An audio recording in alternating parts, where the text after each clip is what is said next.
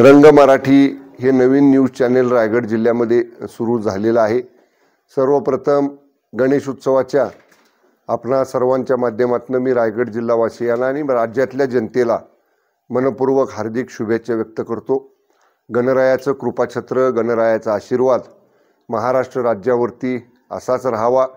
राज्य माननीय मुख्यमंत्री एकनाथजी शिंदे साहेबांच्या नेतृत्वाखाली पुढे घेऊन जाण्याचा आम्ही सगळेजण प्रयत्न करतोय।